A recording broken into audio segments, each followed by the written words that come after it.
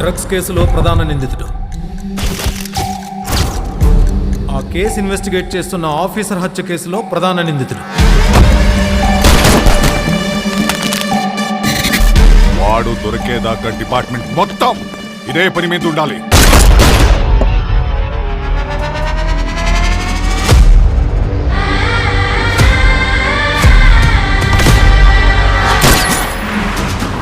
ప్రతి ఒక్కడి లైఫ్లో ఒకడు ఉంటాడు.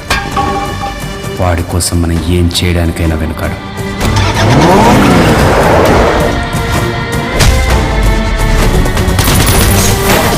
నా లైఫ్లో అది మా నాన్న.